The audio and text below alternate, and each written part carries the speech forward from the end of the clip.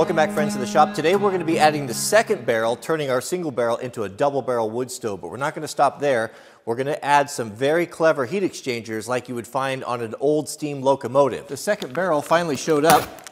Funny, I ordered both of these off of Amazon. One showed up UPS a couple weeks ago. The other showed up USPS with a very unhappy mailman. Wait a minute, did he just say mailman?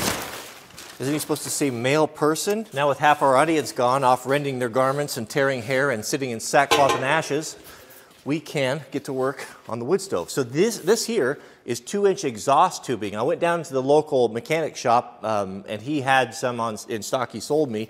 It's 18 gauge, so it's very similar to the barrels. We're going to use these. We're going to put 6 of these through the barrel, and it's going to greatly increase the surface area so that we can blow a fan across it and get twice the heat, maybe more, with the same amount of wood. Imagine this being a clock: 12, 6, 3, and 9.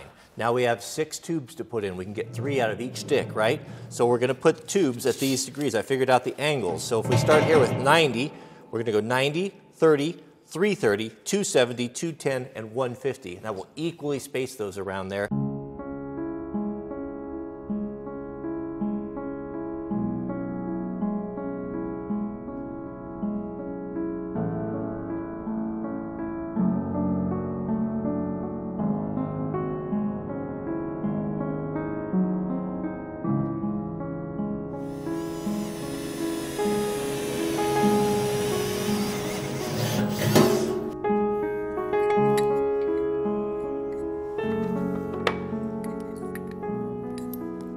The guy told me this tubing was 2-inch OD. So do we need a 2-inch? We want it tight because we've got to weld them all in. So that's this is a 2-inch here. That won't be big enough. So it's not 2-inch ID. It's a little bit more than that. And I've got a 2 1/16. Yeah, that'll probably be about right if we look at them.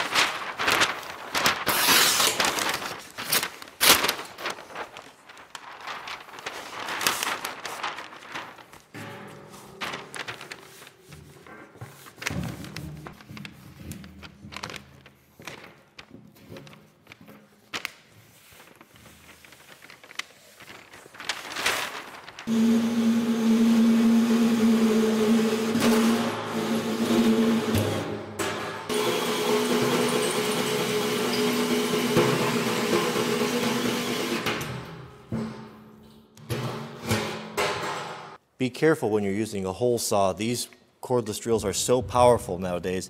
There's a real technique to cutting into steel with these. What you do is once you start your hole, don't go too fast. You want to start cutting on that leading edge. You want to bend that over. If you try to cut on the whole bit at one time, it'll chatter and tear up the teeth and give you all sorts of trouble. So as you start to cut at an angle and you feel it catching, just start increasing that pressure, rolling it around, like rolling a neck around, and usually from here to here you'll get through it if you do it properly.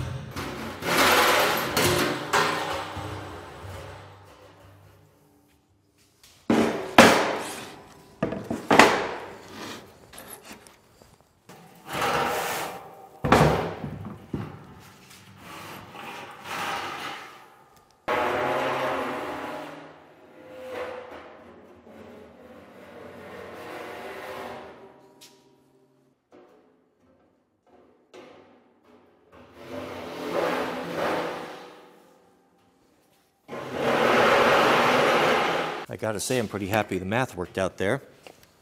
We've got to figure out how long to make these. Now, it would be really cool if we could cut this tubing the exact same thing and do a beautiful kind of a butt end weld around there. There's guys that can do that and make it look nice. I'm not that guy, so I've got to have something more to weld onto. So I'm going to stick these out here a little bit, and then that will give me a corner weld, which is easier for me.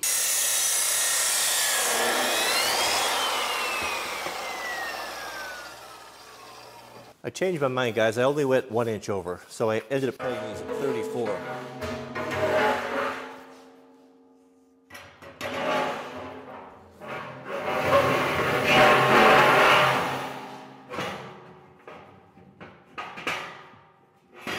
With a 1 inch overcut, that's going to give us a ½ inch sticking out each side. We'll be able to put a nice bead around there. So now we've increased the surface area. We can do something as simple as putting like a Walmart box fan behind this and blowing hot air through here. It makes a tremendous difference. That's when we go from conductive heat, meaning just the heat that you can feel coming off, to convected heat, heat that we're blowing with the fan through the air, and that could heat a small area way, way faster. Same wood, same energy displacement, but you're getting much more efficient use of the heat. You're getting a lot more heat out of the smoke before it goes out the chimney.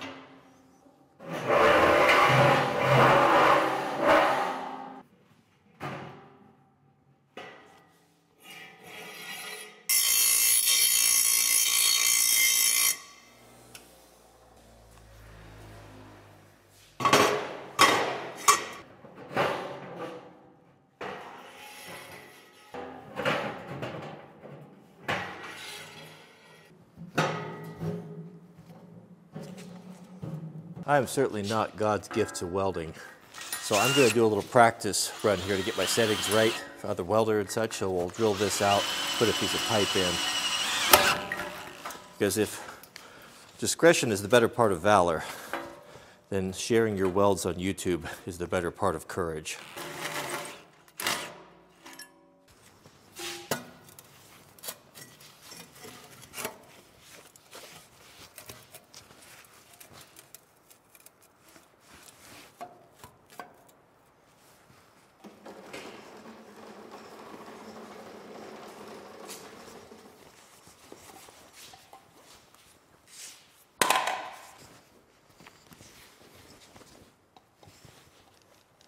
Is there anything prettier than Miller Blue? Man, that's a gorgeous color. Okay, we've got a gauge on here that gives us our baseline settings to work with. So we figured we were 18 gauge. So solid wire, steel.